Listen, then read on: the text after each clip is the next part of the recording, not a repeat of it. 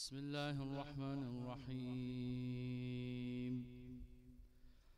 اللهم كن لوليك الحجة ابن الحسن صلواتك عليه وعلى آبائه في هذه الساعة وفي كل ساعة وليا وحافظا وقائدا وناصرا ودليلا وعينا حتى تسكنه أرضك توءا وتمتعه فيها طويلا برحمتك يا أرحم الراحمين وصل على محمد وآله الطاهرين اللهم صل على محمد وآل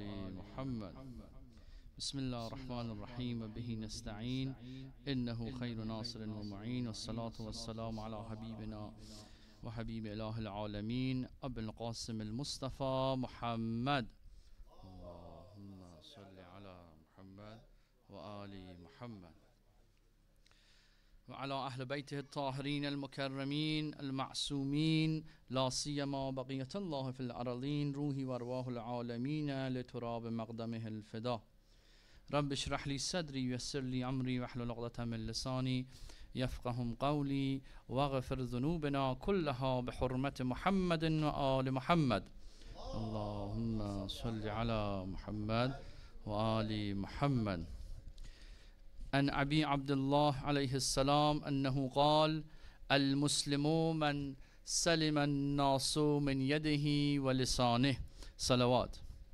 اللهم صل على محمد وآل محمد. Donc, on a déjà parlé de cette narration importante de Imam Sadiq alayhi salam qui disent le musulman est celui dont les gens sont en sécurité de sa main et de sa langue, ça veut dire de toutes ses actions. La plupart de nos pensées sont remplies des idées et des théories que nous aimerons mettre en pratique dans nos vies et les rendre concrètes. Cependant, quand il s'agit de passer réellement à l'action, nous avons souvent le sentiment que c'est l'impossible et que nous manquons de la bonne mentalité et du bon processus de réflexion pour les exécuter et les mettre en œuvre efficacement. Par conséquent, le concept de changer notre mentalité pour évaluer, c'est ça qu'on a parlé hier et avant-hier, ces concepts de changer notre mentalité pour évaluer la réalité et les personnes qui nous entourent de nouvelles manières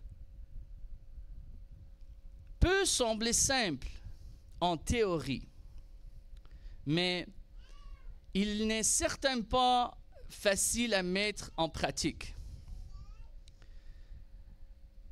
Pour devenir des individus qui accordent la priorité à leur propre bien-être ainsi qu'à celui des autres, et pour créer un environnement où chacun peut prospérer et atteindre son plein potentiel, cela nécessite une mentalité et une perspective qui nous fournissent les outils nécessaires tout au long du parcours.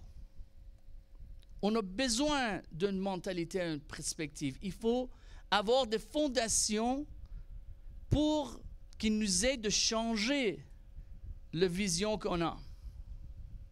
Le chemin qui nous attend n'est pas facile parce que il se pose directement, ce chemin que j'ai en train de vous expliquer par rapport à la narration, il oppose directement au désir de ceux qui détiennent le pouvoir motivé par l'arrogance, l'avidité et l'égoïsme.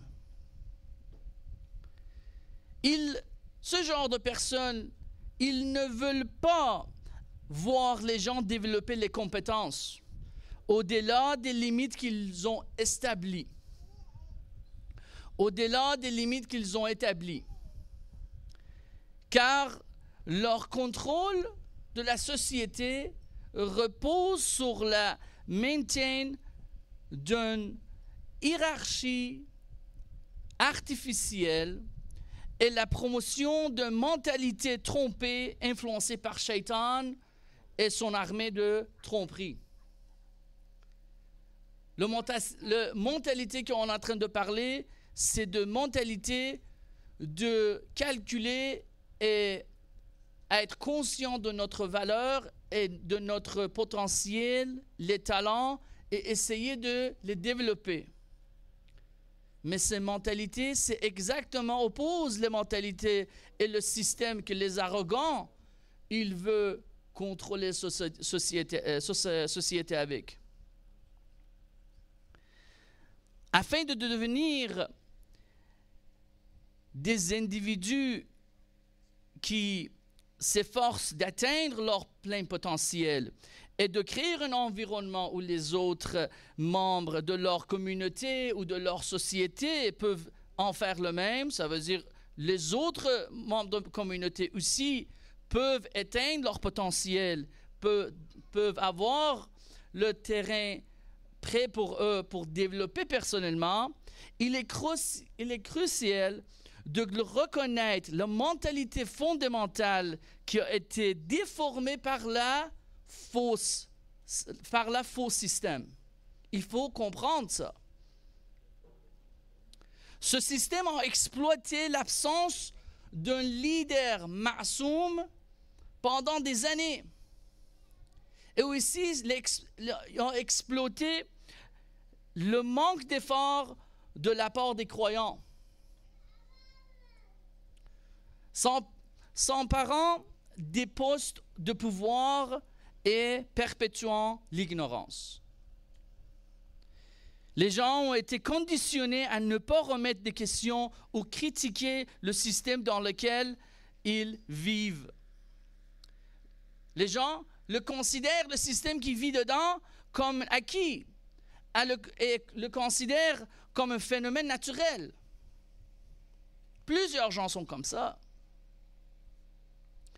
Mais je souligne simplement ceci, qu'avec l'établissement, ça c'est une chose que vous devrez comprendre ça, comme les adeptes et les disciples de Ahl Bayt alayhimus salam, aujourd'hui, avec l'établissement d'un gouvernement chiite dirigé par un farid compétent et juste, la lumière de la conscience a brillé plus intensément que jamais auparavant. Il est important maintenant, il est maintenant temps pour les gens d'examiner de manière critique les perspectives fondamentales auxquelles ils étaient endoctrinés par le faux système. C'est déjà commencé. Si vous avez écouté les paroles de notre leader, c'est déjà commencé. Les jeunes et les gens des pays islamiques, ils commencent à critiquer les perspectives fondamentales de leur société. L'un entre cette perspective que je veux vous parler aujourd'hui, c'est l'accent qui est mis sur le travail ou l'occupation. Le caractère humain Vous voyez, il y a deux principaux qui façonnent le caractère humain par rapport à son entourage. Quand on rentre en société, par rapport à nos entourages, il y a deux caractères qui ont face à ces deux caractères. Les rôles et les occupations. Ces deux aspects font partie des règles et réglementations fondamentales qui façonnent nos caractéristiques et peuvent influencer nos objectifs, nos motivations et notre image de soi. Même peut influencer l'image que les autres ils ont à propos de nous. Les rôles sont comme être père, mère, fils, fille, être un étudiant, être un professeur. Tandis que les occupations sont les emplois et les professions qui nous ont été proposées dans une société basée ou non basée sur nos capacités et talents.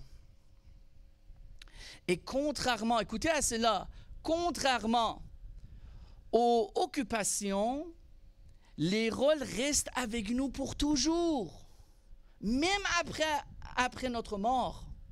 Vous êtes tout le temps le père de votre enfant, même si vous êtes mort. Vous êtes tout le temps le fils de votre père, même si vous êtes mort. Les rôles restent tout le temps avec nous. Et c'est exactement pour cette raison que dans le Coran, dans le Saint-Coran, il n'y a personne ou groupe de personnes qui sont adressées par leur occupation. Mais les gens dans le Coran, dans le Saint-Coran, sont tout le temps adressés par leur rôle d'être mu'min, d'être le croyant, d'être un disciple de prophète, d'être le parent, d'être l'enfant, être un munafiq. Ça, c'est des rôles. Pourquoi? Parce que le Saint-Coran observe l'être humain dans un temps infini et ne se limite pas à ce monde seulement. Il n'y a pas de problème avec l'un des deux aspects mentionnés. Ça veut dire on n'a pas de problème avec occupation ni avec les rôles. Mais le problème survient en fonction de celui qui vous privilégie davantage. Et dans une société asservie au matérialisme, l'aspect professionnel est privilégié. Tandis que dans une société libre, les rôles prennent le dessus. Et aussi, dans la perspective islamique, l'accent est mis sur les rôles. En particulier, un rôle, et ça c'est le rôle central et fondamental qui est à être serviteur et croyant envers le Tout-Puissant, Allah subhanahu wa ta'ala. Je vous donne un exemple. Imaginez si demain, un des Maraj Taqlid, un des savants qu'il est connu et populaire, demain matin, il n'y a plus d'argent, il faut qu'il aille dans la rue avec la pelle, j'ai bien prononcé en français je pense, la pelle, et il attend pour que quelqu'un lui donne travail parce qu'il a besoin de l'argent. C'est ça, mes frères et sœurs, c'est exactement ça qui est arrivé à Imam Ali alayhi salam. Imam Ali alayhi salam, il était le main droite du prophète. Il était le plus haut commandant de son armée. Il était le deuxième, le plus influençable, le plus forte personne après prophète. Mais le lendemain, après que le prophète il est parti de ce monde, qu'est-ce qui est arrivé? Ils ont sanctionné. Personne ne pouvait faire l'échange avec lui. Personne n'avait le droit de donner un emploi à lui. Et il a pris l'appel. Il a attendu à côté de la rue que les Juifs viennent et lui donnent de travail. Est-ce que Imam Ali était frustré? Est-ce que Imam Ali, son rôle est changé? Est-ce que pour Imam Ali, c'était important d'être le chef ou être quelqu'un qui est en train d'entrer des trous? Non, ce n'était pas important. Pour Imam Ali, ce qui était important, c'était le rôle d'être un Amir al-Mu'minin, être un mu'min, être un croyant de Dieu. Salli ala Muhammad wa ali Muhammad.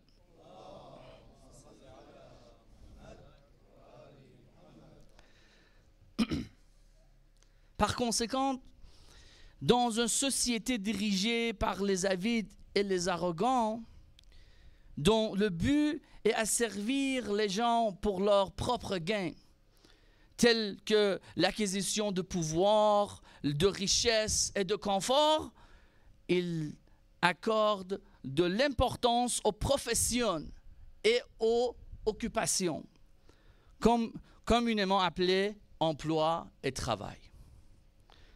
Il est crucial de comprendre qu'il existe une différence significative, mes frères et sœurs. Il existe une différence significative entre la perspective et la vision des personnes qui donnent et mettent l'accent sur le rôle, sur son rôle, et de quelqu'un qui donne la priorité à son travail.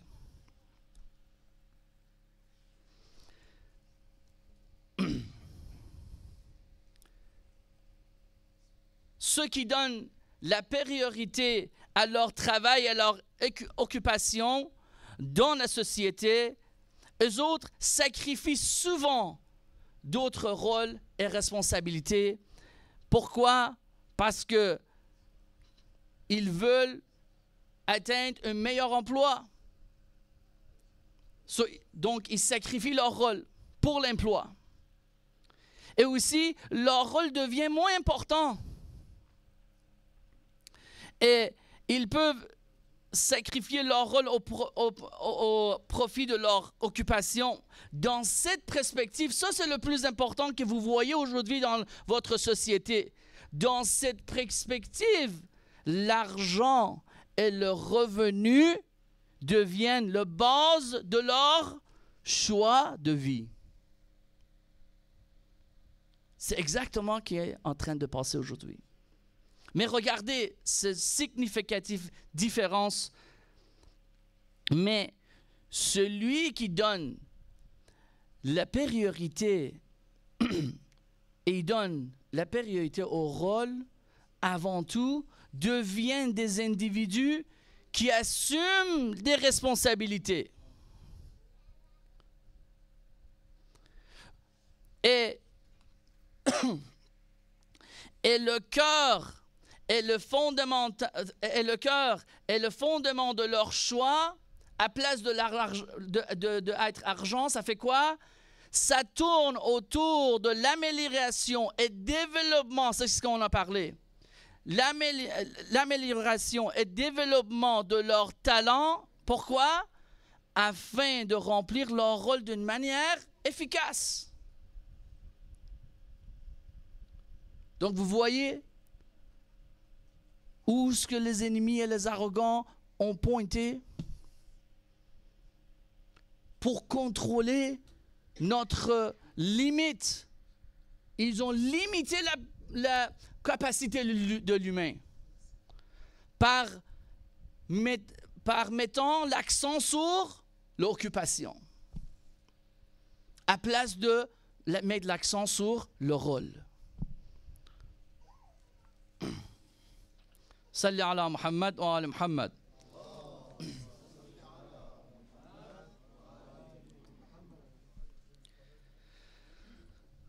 Donc, vous pouvez observer comment les monarques impérieux s'efforcent de faire de l'emploi le principe centre d'intérêt et préoccupation des gens dans la société.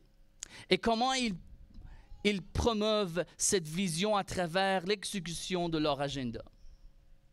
Et vous pouvez observer les nombreux problèmes et fausses cultures qui sont devenus des nombres sociaux profondément enracinés dans notre société. Par exemple, la question de mariage tardif et du fait d'avoir des enfants à un âge plus avancé. Motivé par quoi? Motivé par recherche d'un emploi bien rémunéré et sécurisé. La question de la faible estime de soi. Faible estime de soi, pourquoi? Résultant avoir un emploi à faible revenu. La question, ça c'est le plus important, la question d'être attiré et de laisser utiliser et de se laisser utiliser par les riches et les populaires,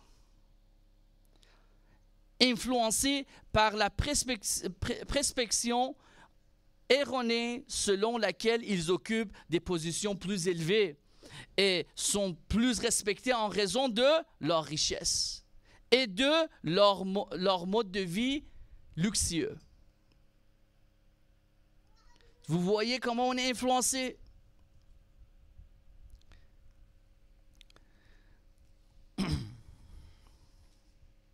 Vous pouvez constater dans la société aujourd'hui que si vous occupez un poste important, vous voyez ça, si vous occupez un poste important, bien rémunéré ou populaire, votre honnêteté et votre droiture n'est pas important. C'est pas important vous êtes honnête ou vous êtes dans un chemin droit. Non.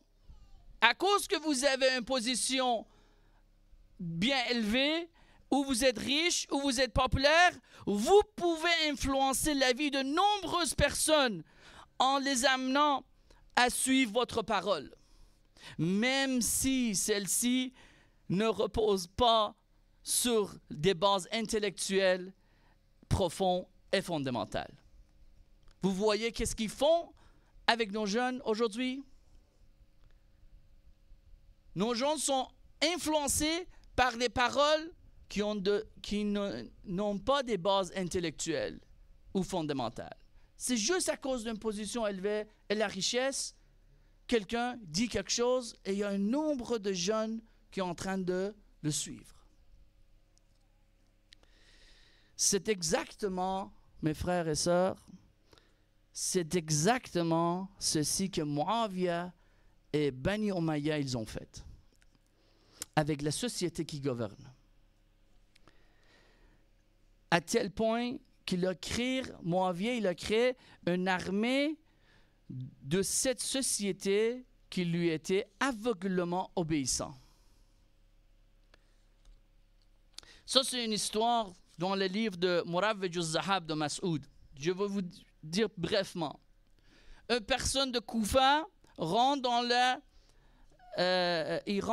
le city, dans le village Damas, avec son chameau. Le chameau, c'était un chameau mâle. Quelqu'un commence à dire, ce chameau, c'est à moi.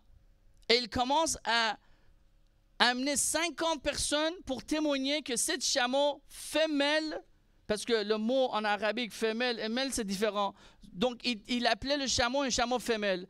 Un chameau femelle, c'est à moi. Muawiyah, qu'est-ce qu'il fait?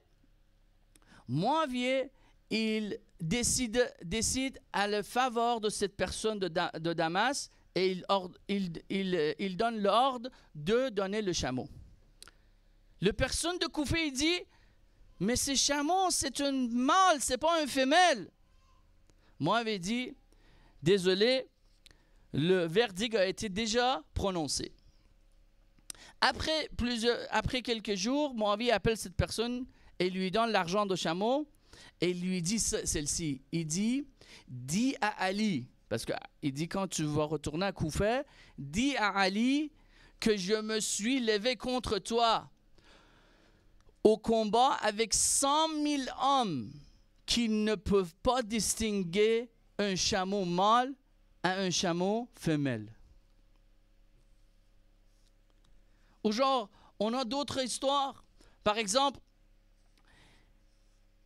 dans le même livre, ils disent que dans le chemin que le Moavier il allait avec son armée vers le Séphine,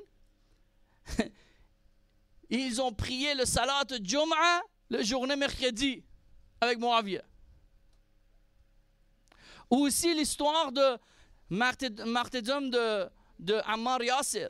Parce que le prophète avait dit, celui qui tue Ammar, c'est lui qui est dans l'armée de Shaitan. Mais après, qu'est-ce qui arrive quand Ammar s'était martyrisé dans la bataille de Séphine? Amr As dit, oh non, c'est Ali qui a tué Ammar. Pourquoi? Parce qu'il l'a amené dans la bataille. Et c'était également obéissant envers Moaviya, que aveuglement obéissant, je veux dire, que n'importe quoi qu'il disait, il acceptait. Mes frères et sœurs, c'est important à penser à ça, parce que en effet, c'est ce type de personnes qui deviennent aveuglement des disciples de tous les leaders qui détiennent le pouvoir ou la popularité ou la richesse, finissent par tuer le fils de leur propre prophète dans les plaines de Karbala. C'est exactement ça qui est arrivé. Les gens qui aveuglement suivaient les gens au niveau pour leur niveau de richesse ou la popularité ou le pouvoir. Donc, c'est important d'être conscient à propos de ce sujet et par conséquent, si quelqu'un désire sincèrement être du côté de la vérité, il doit donner la priorité à son rôle en tant qu'un croyant, une croyante.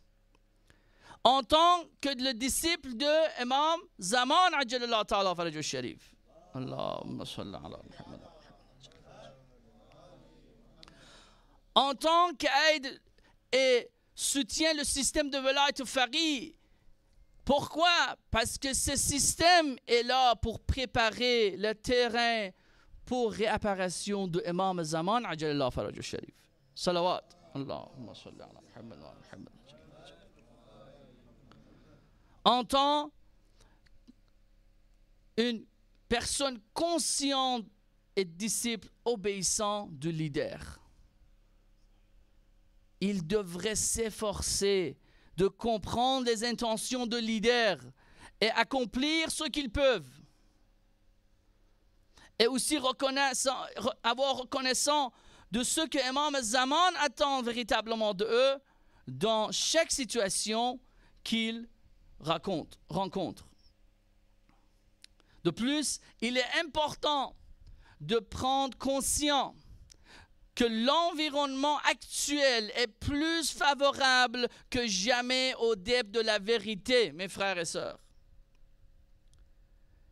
pour mettre en valeur leurs talents et les utiliser au service de la vérité, en soutenant le système de Velayat Fari qui s'aligne sur la cause de l'imam Zaman et en fin de compte la cause de Allah subhanahu wa ta'ala.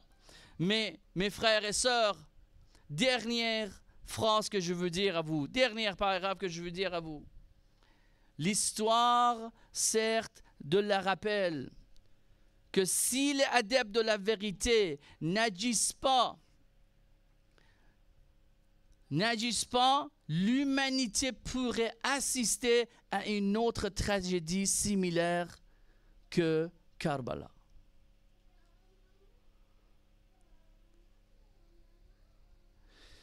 il est indéniable que tout comme les gens s'opposaient au fils de leur prophète après 50 ans, et leur imam aussi, il était pas seulement le fils de leur prophète, il était aussi leur imam. Après 50 ans, c'est pas loin. Ça peut s'arriver la même chose. Après des dizaines d'années, les gens commencent à s'opposer leur wali, leur leader d'aujourd'hui. Donc, le résultat, mes frères et sœurs, dépend finalement de la planification, de la stratégie et de l'utilisation efficace du potentiel des croyants pour protéger, soutenir et aider la cause de leur leader. Ça, c'est la situation d'aujourd'hui. Inch'Allah, Allah subhanahu wa ta'ala nous bénit d'être parmi les soldats de Imam Zaman, ببركات الصلوات على محمد وآل محمد.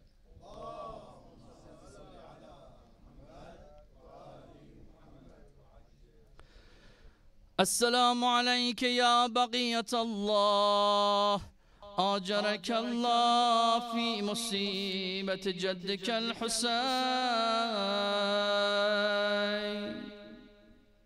السلام عليك يا رحمة الله الواسعة، ويا باب النجاة الأمة.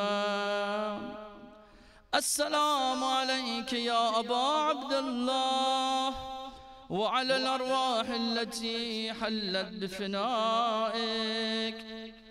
عليك مني سلام الله أبدا ما بقيت وبقي الليل والنهار، ولا جعله الله آخر العهد مني لزيارتكم. تلبون أصحاب. السلام على الحسين وعلى علي بن الحسين وعلى أولاد الحسين وعلى أصحاب الحسين. Ô صاحب الزمان, en ce jour, je suis insouciant et je ressemble à des prières sans réponse. Mes yeux sont voilés par tous les péchés que j'ai commis. En effet, c'est toi qui es présent et c'est moi que je suis absent. Ya Sahib al-Zaman, c'est vrai. Chaque fois qu'il y a une majlis de ton grand-père, tu es présent là-bas. Chaque fois que Muharram arrive, tu viens aussi dans le majlis de Imam Hussein. Mais c'est moi qui est absent. C'est moi qui est vraiment pas présent. Ya Sahib al-Zaman, mais je suis les mains vides. Et je ne sais pas, je ne sais comment t'appeler avec tous ces péchés et ces actes de dévotion qui ne méritent pas d'être acceptés, Ya Sahib al-Zaman. Cependant, j'ai de l'espoir et mon espoir ne réside pas dans mes actions, car je n'ai pas eu un bon Ramadan ni un Arafat accepté, ni aucun autre jour ou nuit. Mais mon espoir est que je suis ici en deuil pour Hussein.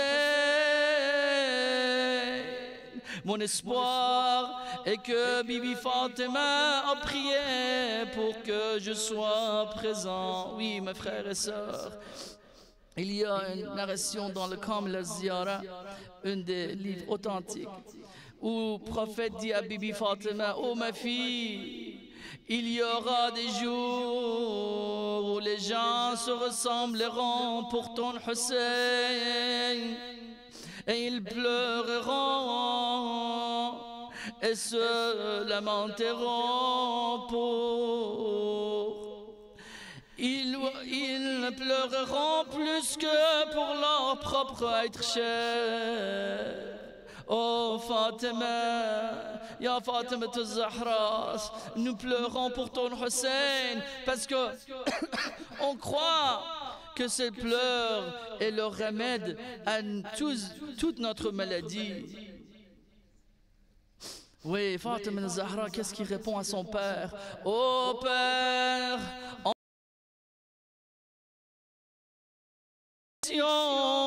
à ceux qui pleurent pour mon Hussein et fais-leur savoir que je prendrai leurs mains et les aidera chacun d'eux le jour du jugement. Oui mes frères et sœurs, on est ici parce que Fatima Zahra priait pour nous. Alhamdulillah. Inch'Allah, Allah subhanahu wa ta'ala accepte ce majlis ببركة الصلوات على محمد وآل محمد. صل على محمد وآل محمد.